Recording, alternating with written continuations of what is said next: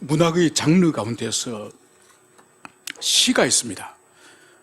시는 우리가 알다시피 소설이나 수필이나 에세이와는 또 형태라든지 또 의미가 상당히 다른 것을 볼 수가 있죠. 그러니까 시는 산문과 달리 이 사용하는 시어가 아주 압축적으로 그렇게 사용되어지고, 그리고 사용하는 용어 자체가 은유라든지 비유라든지 그런 상징적인 기법을 통해서 짧지만은 강력한 임팩트를 주는 것이 이 시라고 할 수 있습니다. 그래서 여러분들이 한 편의 장구한 소설을 읽는다든지 그 소설이 주는 그런 어떤 교훈은 가슴에 새기지 못하지만은 짧은 시 한 편이 우리들에게 임팩트를 주는 것은 대단한 영향을 그렇게 주는 것이죠. 예를 든다면 김수영 시인의 풀이라고 여러분들 아시지 않습니까? 그 풀과 바람의 관계, 이 바람은 인간이 가지고 있는 이 세상적인 권세를 상징하지 않습니까? 그래서 바람이 불면 그 연약한 풀들이 눕는 거죠, 그죠? 그래서 바람과 풀의 관계, 이 풀은 이 바람에 의해서 휘둘리는 이 시민들, 우리 같은 연약한 사람들 말합니다. 그래서 그 김수영의 한 편의 그 풀이라는 것이 이 세상의 이 권력 구조, 이 정치 구조를 정확하게 보여주는 아주 탁월한 시라고 할 수 있는 거죠. 여러분, 안도현 시인의 시 가운데서 연탄재를 함부로 차지 마라, 여러분 아시죠, 그죠? 그러니까 연탄을 안도현 시인이 자기 자신을 온전히 불태워서 하얀 재가 된 연탄재예요. 그러니까 우리 인생을 사실 하나님 앞에 완전히 태워드린 사람이 우리 가운데 몇 명이나 있겠습니까? 그러면서 감히 하얀 연탄재를 밝힐지를 하지 말라. 그래서 우리 일상 속에서 그 연탄재를 오늘날은 그렇지만은 예전에는 얼마나 쉽게 볼 수 있습니까? 그래서 연탄재 하나도 우습게 여기지 마라. 우리는 우리 인생을 얼마나 자신을 위해서, 하나님을 위해서 헌신하지 못하는 게으른 그 삶을 바로 연탄재를 함부로 차지 마라. 이 짧은 시 한 편을 통해서 우리에게 교훈이나 이미지를 엄청 강력하게 주는 그것을 볼 수 있습니다. 여러분, 성경의 이 시편 150편, 가장 긴 시간 동안에 기록되어진 이 한 권의 성경이 시편이에요. 그러니까 복음서라든지 이런 것하고 달리 이 시편은 기원전 한 1500년 전, 그러니까 이 모세 시대부터 기록되기 시작해가지고 바벨론의 포로로 끌려가는 그 시기까지 기록이 됐으니 이 시편 한 권이 완성되기 위해서는 1000년이 걸린 거예요. 1000년 동안 이 시편이 기록된 거예요. 그래서 이 시편은 문학적으로 장르는 시이기도 하지만은 성경 속의 시편은 이 모든 것들이 찬양의 가사들이에요. 그래서 이 시편은 이스라엘 백성들이 특별히 제의, 즉 하나님께 제사 드리고 예배 드릴 때 불렀던 것이 바로 이 시편입니다. 그래서 이 시편은 오늘날은 우리가 그냥 문학으로서 시로 접근을 하지만은 이 시편을 히브리인들은 여기 곡을 붙여가지고 그대로 찬송을 한 거죠. 그래서 시편 120편부터 134편까지는 앞에 표제가 보면은 성전에 올라가는 노래, 이렇게 표제가 붙여 있습니다. 이건 뭔 거니까?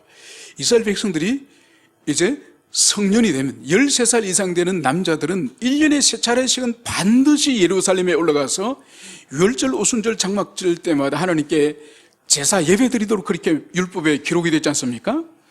바로 그때에 개인적으로 올라가는 것이 아니에요.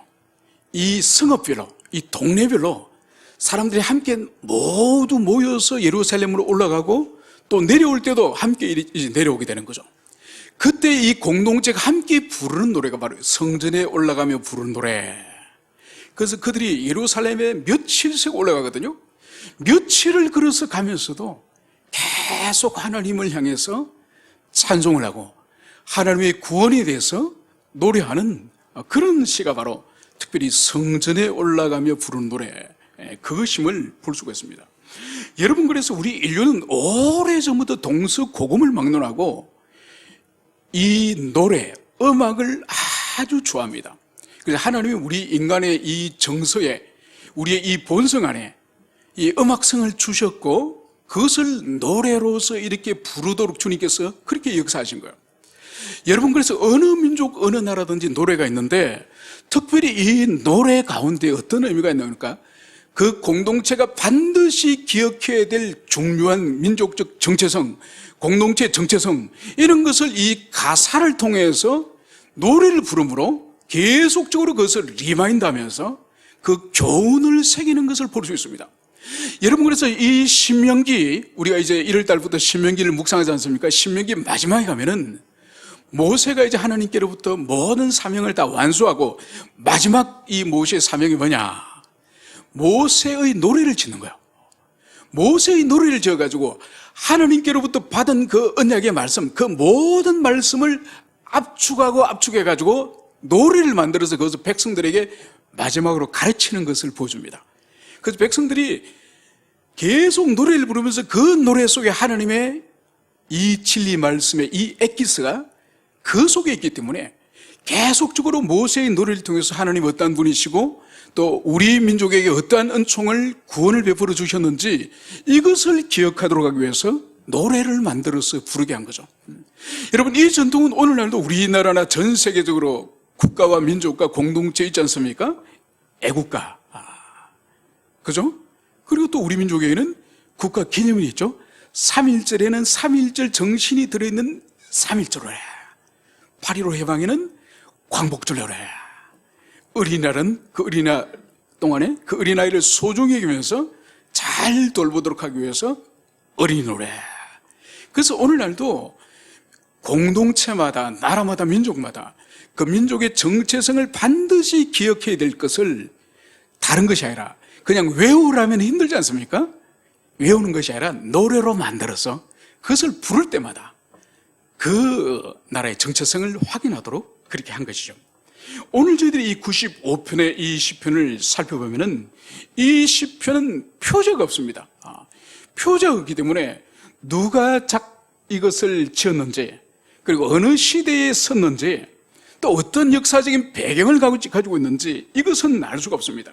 그렇기 때문에 이런 표제가 없는 시편을 만났을 때 해야 될 일은 본문 자체를 아주 주의 깊게 본문을 잘 살펴야 이 바른 뜻을 깨달을 수가 있습니다. 오늘 1, 2절에서는 이렇게 말씀을 합니다. 오라, 우리가 여호와께 노래하면 우리의 구원의 반석을 향하여 절거이 외치자. 우리가 감사함으로 그 앞에 나가며 시를 지어 절거이 그를 노래하자. 여러분, 이 짧은 이 2절 안에 오늘 특별히 찬양을 하자, 노래를 하자, 외치자, 이 찬양에 대해서 이 3번씩 권유하는 이것을 여기서 볼 수 있습니다. 이것은 뭔가 하니까 우리가 하나님의 자녀와 백성들이 얼마나 찬양을 힘써야 하는지 그 찬양의 당위성을 3번씩이나 강조하고 있는 것을 볼 수 있습니다. 여러분, 이 땅에 하나님의 자녀로서, 하나님의 언약 백성으로서 찬양은 하고 싶을 때 하고 하기 싫으면 하지 말고, 여러분, 찬양은 하거나 말거나 문제가 아니라는 거예요. 반드시 언약의 백성은 이 시편을 제일 마지막에 마치는 150편이 어떻게 끝이 나죠? 호흡이 있는 자는 찬양할지어다. 여러분, 여러분이 숨을 쉽니까? 여러분 입에 호흡을 합니까? 코로 숨을 쉽니까? 성경은 호흡이 있는 자는 찬양할지어다. 여러분, 하나님의 피조물로서 사람으로 태어나고 특별히 하나님의 구속의 은총을 입은 사람은 찬양은 선택의 상이 아니라는 거예요. 반드시 하나님의 그 은총을 기억하면서 온 마음을 다해서 찬양할 것을 이 시는 이것을 말씀을 하고 있습니다. 그러면서 오늘 왜 하나님을 찬양해야 되냐? 바로 하나님은 구원의 반석이다. 여러분, 이스라엘 백성 모든 사람들에게 하나님은 구원의 반석임을 이것을 말하는 거예요. 여러분, 이것이 찬양의 이유예요. 여러분, 왜 찬양을 못하는 거 하니까 그 인격과 심령 속에 찬양의 이유가 아직 없기 때문에요. 찬양의 이유가 없기 때문에 찬양을 못하는 거예요. 여러분, 그래서 이게 보세요. 하나님은 구원의 반석이다.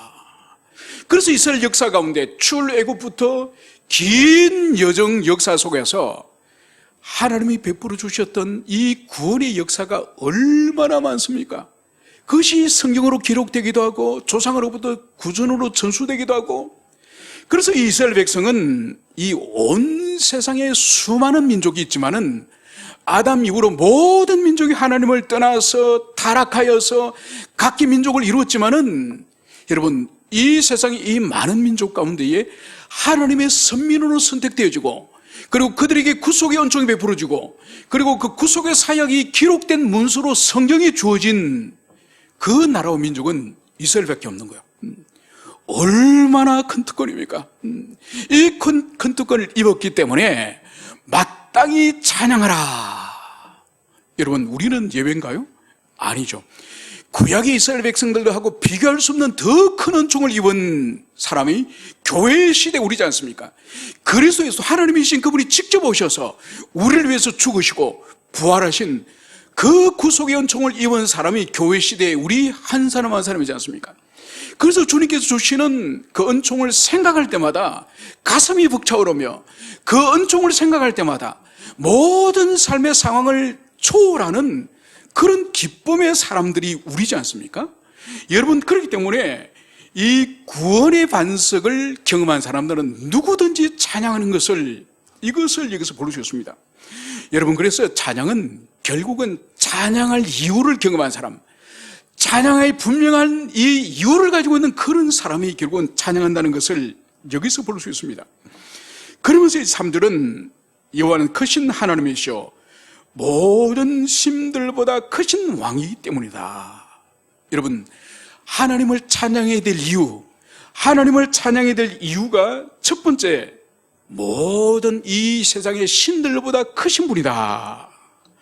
여러분, 이 부분은 우리가 이해를 잘못하면 안 됩니다. 지금 시인이 이 세상의 모든 수많은 신들을 마치 인정하는 것처럼 그렇게 뉘앙스가 있습니다. 그래서 그들에 비해서 하나님은 더 크신 분이다, 이런 의미가 아니에요. 여기서 이 세상의 모든 신들이라고 하는 이 의미는 뭔가 하니까, 이 히브리인들, 하나님의 언약 백성들 외에 모든 민족들이 자기들의 신을 가지고 있지 않습니까? 그거를 의미하는 거예요. 그 신들, 우상들을 그들이 섬기고 있다는 그 사실을 지금 인정하는 것이죠. 여러분, 그래서 여기서 하나님을 크신 하나님, 이 크신 하나님이라는 것은 어떤 물리적인 사이즈를 말하는 것이 아닙니다. 그죠? 그것이 아니라 이스라엘 역사 가운데 하나님이 행하셨던 위대한 일, 감히 다른 신앙과 종교와 민족들에게서는 볼 수 없는 하나님의 놀라운 행하셨던 그런 일들을 말하는 것이 여기서 바로 크신 하나님, 이런 뜻이죠. 여러분, 그래서 보세요. 이집트의 10가지 재앙을 통해서 완전히 그 한 제국을 초토화시켜버리지 않습니까? 여러분, 그런 일이 있지 않고는 430년 동안 노예로 부려먹던 민족을, 한 민족을 누가 보내주겠습니까? 하나님이 역사하셔서 한 민족과 나라를 완전히 초토화시켜버렸기 때문에 그들이 이스라엘을 놓아주는 거죠. 그래서 그 모든 재앙을 이스라엘 백성들은 처음부터 끝까지 모두 지켜본 것을, 그것을 알 수 있습니다. 그리고 보세요. 홍해 바다를 쪼개어서 그 바다 사이로 수백만의 그 민족이 통과하지 않았습니까? 여러분, 바다를 쪼개고 바다를 통과했다고 하는 그런 이야기를 들어본 적 있습니까? 이것은 절대로 인간이 할 수 있는 우연적으로 일어난 자연의 그런 일이 아닌 것입니다. 바로 바다를 지으신 그분께서 바다를 쪼개셔서, 성경은 그 마른 땅을 지나갔다고 성경이 말씀하고 있습니다. 여러분, 어제만 하더라도 제가 교회 내려왔다가 올라가니까 눈이 녹아가지고 얼마나 질펀한지 모릅니다. 얼마나 질펀한지. 그리고 구두에 물이 새가지고 양말이 젖고 아주 기분이 그렇게 유쾌하지 않더만요. 그런데 보세요. 하룻밤 사이 어떻게 됐습니까? 눈이 사라질 뿐만 아니라 아스팔트 물기까지 다 사라졌죠. 밤사이에 하나님께서 따뜻한 바람을 보내주셔서 다 눈을 녹이시고 그 수분마저도 증발시켜버린 거예요. 여러분, 그것처럼 홍해 바다를 하나님께서 쪼개시고 마르게 하셔서 그 마른 땅을 지나갔다고 말하는 거예요. 어느 민족이 그 바닷바닥이 갯벌인데 거기 마른 땅처럼 지나간 민족이 어디 있습니까? 그리고 여러분, 이스라엘 백성들이 굶주리고 목이 마를 때마다 한 번도 구경한 적이 없는 하늘 양식 만나라고 하는 그 물질을 한 번 정도 보내주신 것이 아니라 40년 동안 그걸 1인분, 2인분을 내려주신 것이 아니라 200만 명, 300만 명 먹을 수 있는 그것을 이러고 하늘에서 새벽에 쫙 내리시는 거예요. 여러분, 사람이 한 끼에 라면 하나만 먹어도 200만 명, 300만 명 먹으려고 라면을 하늘에서 떨어뜨리라 그래 보세요. 여러분, 얼마나 힘듭니까? 그것이 만나를 통해서 구워 먹을 수도 있고 삶아 먹을 수도 있고, 여러분, 별별 형태로 먹을 수 있는 이것을 40년간 하나님이 내려주신 거예요. 그리고 보세요, 목이 말라서 그들이 물이 없을 때 하나님이 어떻게 하셨습니까? 그 호렙산, 그 큰 바위산이 있는 그 길을 터뜨려 가지고 이 지하 안반수를 하나님께서 먹이시지 않습니까? 여러분, 이런 것은 인류 역사 속에서 어느 나라나 민족이 경험한 적이 없는 신묘막측한 일을 그들이 경험하였음을, 그것을 보여주고 있습니다. 그래서 하나님은 크신 하나님이다, 전무후무한 그런 경험을 이들이 하였음을, 그것을 볼 수 있습니다. 그리고 이제 하나님은 땅의 깊은 곳이 그의 손안에 있으며 산들의 높은 곳도 그의 것이로다. 바다도 그의 것이라 그가 만드셨고 육지도 그의 손이 지었습니다. 오라, 우리가 굽혀 경배하며 우리를 지으신 여호와 앞에 무릎을 꿇자. 여러분, 하나님의 창조주이심을 오늘 여기서 감히 말씀하고 있는 것이 땅의 깊은 곳이 하나님의 손안에 있으며, 여러분, 우리는 겨우 볼 수 있는 것이 지표면 위에 있는 것만 볼 수 있습니다. 산이나 들이나 강이나 그리고 나무나 짐승이나 인간이나, 여러분, 땅 속에 있는 것은 우리가 볼 수가 없습니다. 여러분, 이 땅 속에 뭐가 있는지는 20세기, 18세기에 들어와서 19세기 이후로, 계몽주 이후로 들어와서 이 땅 속은 엄청난 두께의 멘털이 있고, 그리고 그 속에 더 깊이 들어가면 뜨거운 이 용암 마그마가 있는 이 지구핵이 있다. 이것은 현대과학에 들어와서 비로소 알게 된 거예요. 그 이전에는 이것은 신비고 인간의 영역이 아닌 것이요. 그런데 오늘 시인은 뭐라 그럽니까? 땅의 깊은 곳이 하나님의 손안에 있으며, 그리고 산들의 높은 곳도 하나님의 것이로다. 여러분, 이 고대 시대 때는 이 산 자체, 그것도 웅장하고 우람하고 특히 만년설이 뒤덮여 있는 그런 산들은 아예 숭배의 대상, 그 자체가 우상이었음을 우리는 알 수 있습니다. 그래서 우리나라 백두산이라든지 한라산이라든지 일본의 후지산이라든지, 그리고 이 성경의 이 문화 속에 있는 헐모산이라든지 아라라산이라든지, 다 여기는 만년설이 항상 뒤덮고 있는 그런 곳이죠. 그래서 고대 시대 때부터 이 산들이 인간의 경배의 대상, 숭배의 대상이 된 거죠. 그런데 오늘 성경은 뭘 말씀하십니까? 그 산들의 높은 것도 하나님의 것이다. 바로 이 세상은 피조물을 신으로 섬기는 그런 문화라고 한다면 성경은 명백하게 하나님 당신만이 창조주시고, 그리고 모든 이 지상의 인간들이 우러러보거나 아니면 숭배하거나 말거나 그 모든 것들이 하나님 당신이 피조물에 불과하다, 이것을 성경이 명백하게 말하고 있는 거죠. 그리고 바다도 그의 것이라 그가 만드셨고, 여러분, 고대 시대는 이미 우리가 알다시피 바다는 이 죄악이, 이 악한 세력이 머무는, 이 죽음의 세력이 머무는 곳이 바다라고 고대인들은 생각했습니다. 그런데 하나님은 바다도 내가 지었다, 바다도 나의 피조물이다, 성경은 이것을 명백하게 말씀하는 거죠. 그리고 육지도 그의 손에 지으셨다. 여러분, 바다의 창조와 함께 육지의 창조는 동시에 이루어지지 않습니까? 물을 한 곳에 모으면서 그것을 바다로 부르고, 물이 빠져나간 무철 육지라 불렀다고 창세기 1장에서 명백하게 말하고 있지 않습니까? 그래서 이 모든 것들이 하나님의 피조물에 불과하다는 것을, 그것을 말씀을 하면서 오라, 우리가 굽히 경배하며 우리를 지으신 여호와 앞에 무릎을 꿇자. 이 모든 만물과 함께 우리 사람들까지 하나님이 지으셨으므로 그 여호와 앞에 우리가 무릎을 꿇자. 우리의 전 인격을 그분 앞에 엎드려서 바로 그분을 경배하자. 이것을 말씀을 하고 있습니다. 여러분, 여기서 우리가 볼 수 있는 것이 뭔가 하니까 오늘 이 시는 찬양할 이유로서 첫 번째로 제시하는 것이 바로 창조신앙인 것을 여기서 볼 수 있습니다. 하나님의 천지창조, 이 천지창조가 바로 우리의 경배의 최우선이라는 것을 여기서 보여주는 거죠. 여러분, 그래서 성경 창세기 1장 1절에서 태초에 하나님이 천지를 창조하시니라.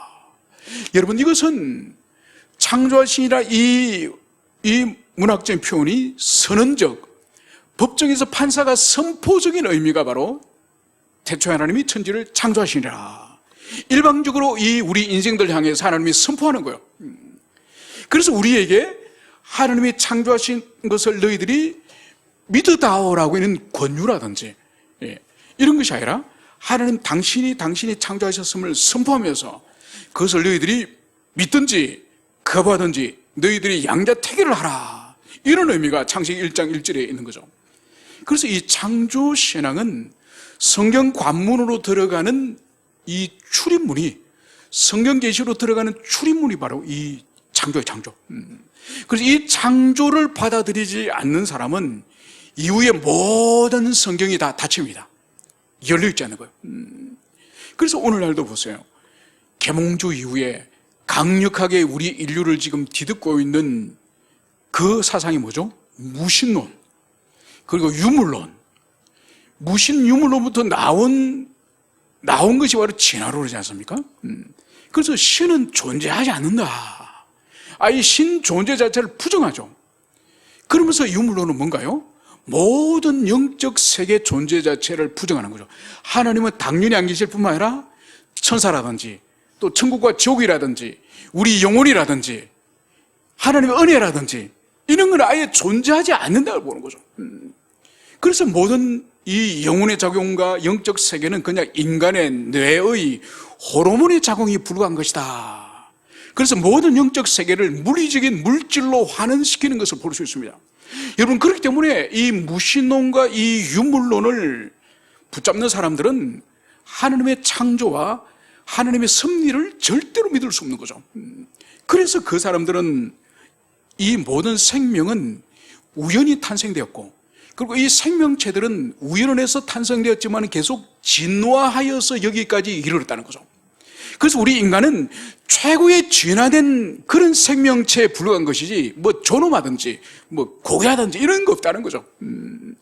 여러분, 이것이 얼마나 무서운 사상인지 모릅니다. 여러분, 도스토옙스키의 까라마조프 형제라고 하는 그 소설, 유명한 소설 여러분 알 겁니다. 거기 보면은 이 둘째 아들 이반이라는 이 아들이 있습니다. 이 아들이 파리에서 공부를 하고 파리에서 언론인으로서 글을 쓰는 사람이에요. 이 사람이 자기 아버지를 나중에 결국은 아버지의 이 사생자 스메라츠코프라고 하는 이 사생자가 그 아버지를 죽입니다. 그 아버지를 죽이는 데 있어서 이 이반이 결정적 기여를 해요. 무슨 말을 하는 거예요? 이 둘째 아들은 무신론자예요. 이 스메라츠코프랑 이야기를 하면서 만약 신이 존재하지 않는다면 모든 것이 가다.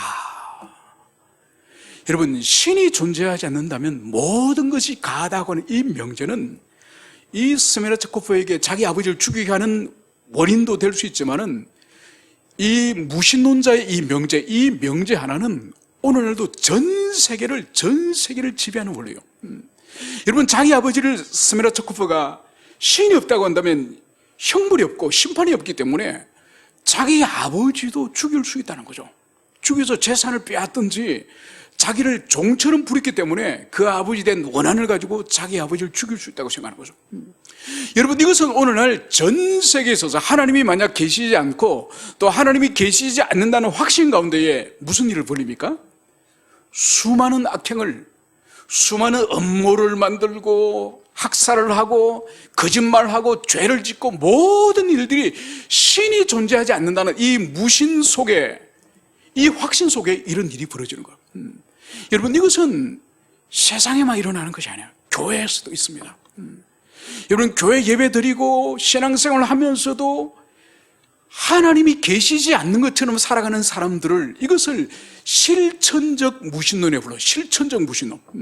그러니까 세상 사람들은 그냥 하나님이 원래 안 계신다고 생각하는 사람들이고, 그리스도인들 가운데에 하나님이 안 계시는 것처럼 살아가는 거예요. 하나님에 대한 의식이 없어. 그냥 자기 하고 싶은 대로 해. 자기 하고 싶은 대로 말하고 행동하고 그냥 살아가는 거예요. 여러분, 이런 세상의 불신자보다 실천적 무신론자들이 훨씬 무섭습니다.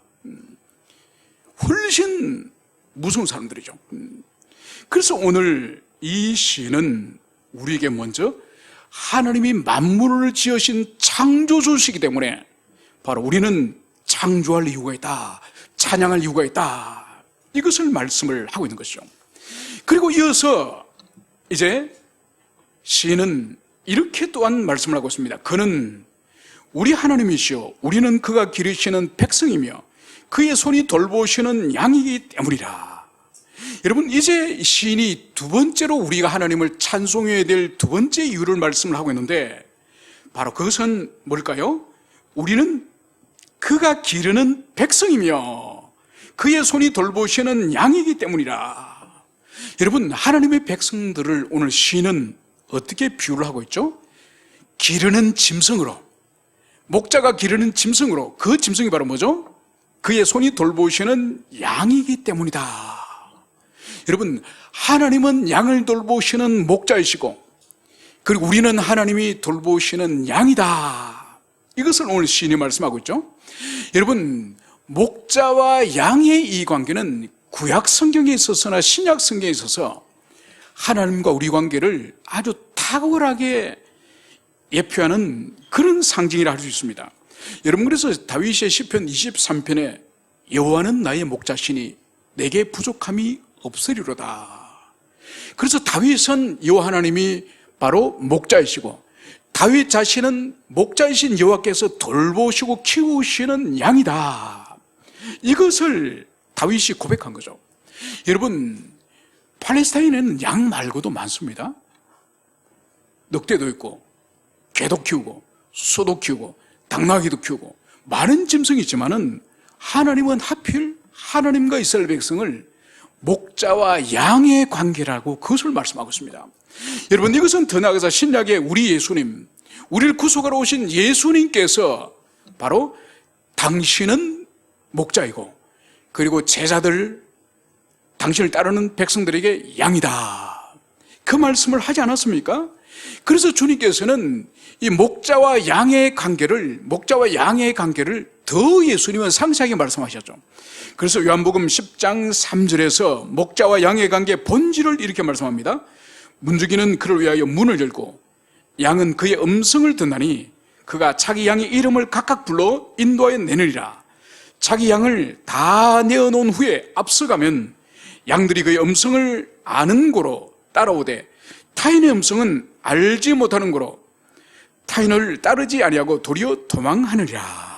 여러분, 여기서 오늘 양과 목자의 관계에 있어서 가장 본질적인 관계를 연결해 주는 것이 뭔가요?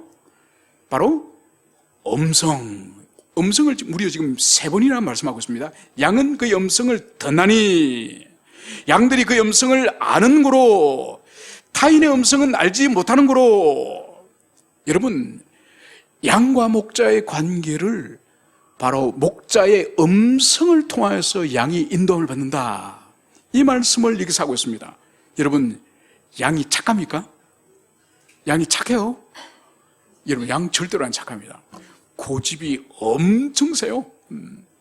엄청 셀 뿐만 아니라 이 양은요, 양을 키울 때 반드시 조심해야 될 게 있습니다. 양에게 이 등을 보이면 안 됩니다. 여러분, 양이 주인을 공격하는 거 여러분 혹시 보셨습니까? 주인이 먹이를 준다든지 뭐 하려고 이렇게 이 등을 돌리고 있으면은 이 못된 양은 달려와서 이 허리를 콱 칩니다. 그리고 이 주인이 사정없이 넘어지고 다치고. 여러분, 양은 절대로 착한 동물이 아니에요. 그리고 양은 다리가 짧지 않습니까? 그 양은 또 털이 있기 때문에 살찌고 털이 있으면은 온몸에 이렇게, 그리고 양이 쓰러지면은 스스로 일어나지 못하는 양 많아요. 주인이 가서 이렇게 줘야 됩니다. 살이 찌면. 그리고 양은 이 말이라든지 소는 꼬리가 길지 않습니까? 그러니까 그 꼬리의 힘을 조절해가지고 이 등에 붙은 쇠팔이라든지 이런 거를 이 말이나 이 소는 이 꼬리를 확 휘둘러가 등에 있는 이 벌레를 쫓아내거든요. 여러분 양꼬리 보셨습니까? 양꼬리 요딴합니다. 양꼬리 쓸모가 없어요. 그 양 몸에 있는 벌레는 어떡하냐? 벌레가 털이 많기 때문에 얼마나 벌레가 많이 모릅니다. 그러면 이 양이 자기 몸에 있는 벌레를 잡기 위해서 바위라든지 나무 둥지라든지 막 몸을 비벼가지고 하얀 털에서 피가 묻히도록 그렇게 등을 긁어요. 그리고 양은 무엇보다도 이 눈이 어두워요. 눈이 한 2m 정도 앞에 있으면은 이게 사람인지 자기 동료 양인지 아니면 늑대가 가까이 왔는지도 몰라요. 그 주인이 항상 끌고 다녀야 됩니다. 이 풀이 독초인지 먹어야 될 풀인지 그것도 몰라. 그렇기 때문에 이 양에게는 유일하게 탁월한 기능이 하나가 있습니다. 소리 듣는 거. 그래서 구약에서도 계속적으로 오늘 여기서도 보세요. 바로 하나님의 돌보시는 양이라고 말씀을 하면서 너희가 오늘 그의 음성을 듣거든. 바로 오늘 시인도 여호와 하나님의 음성을 듣거든. 그리고 예수님께서도 이 음성을 통해서 이 주인의 이 소리를 분별하고 주인이 아닌 것을 알고 따라가지 않고 도망을 치고, 그래서 이 음성을 통해서 양들을 인도하시고 돌보는 것을 여기서 볼 수 있습니다. 그러면 하나님의 음성, 그의 음성이 뭐냐? 바로 그것은 하나님이 시내산에서 주셨던 하나님의 율법의 말씀 말하는 거죠. 그래서 그 율법의 말씀을 이 양들, 이스라엘 백성들에게 주셨기 때문에 이 하나님의 말씀이 주어질 때에, 이 말씀이 선포될 때 이제 어떻게 되느냐? 오늘 8, 9절에서는 이렇게 말씀하고 있습니다. 너희는 머리바에서 같이 또 광야의 마사에서 지냈던 날과 같이 너희 마음을 완악하게 하지 말지어다. 그때 너희 조상들이 내가 행한 일을 보고서도 나를 시험하고 조사해도다. 여러분, 하나님의 말씀을 너희들이 들을 때, 하나님의 음성을 들을 때 너희들이 어떻게 하라고요? 머리바와 마사에서 하나님을 시험하고 하나님과 싸웠던 것처럼 너희들의 마음을 완악하게 하지 마라. 여러분, 이 말씀이 출애굽기 17장의 말씀이에요. 17장의 말씀에 바로 그들이 양식이 떨어졌을 때에 이제 하나님이 만나를 주시지 않으셨습니까? 이제 만나를 먹고 나니까 목이 마르겠죠, 그죠? 목이 말라서 그들이 어떻게 하느냐? 모세와 하나님을 원망해요. 모세와 하나님을 향해서 원망을 할 때에 바로 거기서 하나님이 모세를 통해서 물을 주세요. 그래서 그 물을 달라고 그들이 다투었던 그 땅의 이름을 머리바, 이것은 싸우다는 그런 뜻이죠. 마사, 이거는 테스트하다, 시험하다 그런 뜻이죠. 바로 그 자리가 하나님과 다툰 자리고, 또 물이 없어서 그들이 목말라 했을 때에 그들이 하나님이 자신들 가운데에 계신가 안 계신가 시험하였다고 말씀을 하는 거예요. 그래서 이 부분을 출애굽기 17장 7절은 이렇게 말씀을 하고 있습니다. 그가 그곳을 마사 또는 머리바라 불렀으니 이는 이스라엘 자손이 다투었으며 또는 그들이 여호와를 시험하여 이르기를 여호와께서 우리 중에 계신가 안 계신가 하였습니다. 여러분, 날마다 일어나면 하늘에서 구름 기둥이 그들을 지켜주고 밤에는 불 기둥이 그들을 따뜻하게 보호해 주시고, 여러분, 이런 속 가운데서, 그리고 날마다 만나를 먹으면서도 물이 떨어지니 목이 마르니 그에 대해 하는 일이 뭐라고요? 하나님과 싸우고 우리 가운데 하나님이 계신가 안 계신가 하나님을 시험하였다고 성경이 말씀하고 있는 거예요. 여러분, 머리 위에 지금 구름 기둥이 떠 있고 불 기둥이 떠 있고 아침에 만나를 주시면은 하나님이 그들과 함께 계신 것 아닙니까? 지금까지 하나님이 떠나지 않으시고 계속 계시는 거 아닙니까? 여러분, 하나님께서 결핍 가운데 우리 인생을 두시는 거죠. 여러분, 왜 하나님께서는 우리 인생을 한 번씩 이렇게 결핍 가운데 두시겠습니까? 여러분, 하나님의 능력과 하나님의 구원을 경험한 이 이스라엘 백성들이 이 물의 결핍, 이 목마름 가운데 두시는 이유는 하나님과 싸우거나 하나님을 시험하라고 그렇게 하는 것이 아니에요. 이미 그들이 은총을, 하나님의 능력을 이미 맛본 사람이에요. 그러면 뭘 하라고요? 결핍 속에서 하나님을 구하라는 거예요. 하나님께 구하고 하나님께 엎드리라고 주님께서 이 결핍 가운데 일시적으로 주님께서 주신 거죠. 여러분, 그래서 이때도 보면은 이 머리바 사건이나 이 만나 사건에 보면은 항상 이들이 하나님을 원망해요. 모세를 원망해요. 심지어 물이 없을 이때는 모세를 돌로 쳐 죽이려고까지 합니다. 그래서 결핍 가운데서 일어나는 첫 번째 현상은 불신앙의 사람들은 원망하고 불평하고 또 그것을 다른 사람에게 어떤 적대감을 드러내면서 표현을 합니다. 그러나 하나님의 사람은 그것이 아니죠. 결핍 상황 가운데 두신 이유는 원망하거나 불평이 아니라 바로 그 결핍을 해결할 수 있는 유일한 분이 하나님이심을 그것을 믿으며 하나님 앞에 기도하며 주님 앞에 나오라고 우리를 일시적으로 이 결핍 가운데 두는 거죠.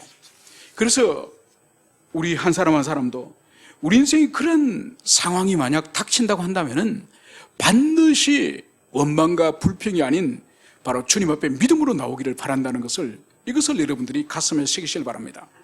그러면서 하나님은 이렇게 말씀하시는 거죠. 내가 40년 동안 그 세도로 말미암아 근심하여 이르기를 그들은 마음이 미혹된 백성이라 내 길을 알지 못한다 하였더라. 여러분, 지금 하나님께서는 이 시인에게, 이 시인의 시대가 언제인지 알 수가 없지만은 이 모세 출애굽 이후에 많은 세월이 지난 후에 지금 이 과거의 사건을 하나님이 회상하면서 말씀하시는 거죠. 그래서 내가 40년 동안 그 세도로 말미암아 근심하여 이르기를, 그러니까 하나님이 40년 동안 이스라엘 백성들을 출애굽시켜서 광야에서 훈련시켜서 가나안 땅으로 들여보냈지 않습니까? 이 40년의 시간은 하나님 마음이 어떤 시간이라고요? 근심하여. 여러분, 우리가 빌립보서를 요 며칠 전까지 묵상을 했죠. 빌립보서에 보면은 바울이 내가 너희를 생각하면은 너희들의 생각하면 하나님 앞에 감사리로다. 또 내 마음에 기쁨이 가득하다. 여러분, 빌립보 교회는 바울이 어떤 존재입니까? 감사와 기쁨이 가득 넘치는 그런 존재예요. 감사와 기쁨이 넘치는 존재. 그런데 오늘 하나님께서 40년을 모세를 통해서 이스라엘 백성들을 먹이시고 그들에게 입히고 그들을 가나안 땅으로 인도했지만은 그 40년의 시간은 하나님 마음에 근심이 가득한 그런 시간임을 이것을 여기서 볼 수 있습니다. 여러분, 그래서 모든 자녀들이 다 기쁨의 대상은 아니에요.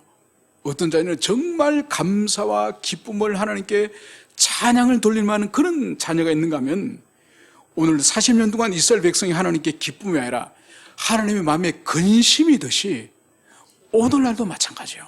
오늘날도 하나님의 자녀들이 교회 속에 가득 있지만은 어떤 사람은 하나님께 정말 기쁨이 되는 그런 자녀들이 있는가 하면은 또 하나님 앞에 근심의 존재가 되는 그런 자녀들이 있는 거죠. 이제 여러분, 새해는 이제 올해는 다 지나갔지만 새해는 정말 우리가 지난해보다 더 기쁨의 대상이 되기 원합니다. 정말 우리 자신이 감사를 우리를 바라볼 때 하나님께서 정말 저 영혼이 정말 변화되었고 저 영혼이 정말 아름다운 자다. 그래서 예수님이 하나님 아버지 앞에 감사할 수 있는 그런 영혼으로 여러분들이 변화되어지기를 소망합니다.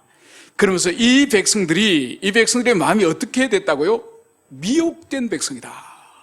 여러분, 마음이 미혹된다는 이 의미가 뭔가 하니까 이 백성들의 마음이 정함이 없는, 술이 취해서 갈짓자로 비틀비틀 왔다 갔다 하는 그런 사람처럼 마음이 정함이 없다는 거예요.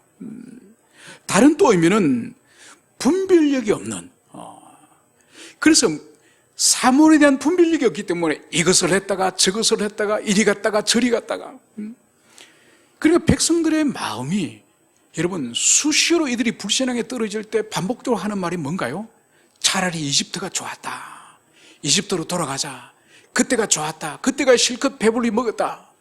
여러분, 끊임없이 과거 지향적인 삶을 이들에게 보여주고 있습니다.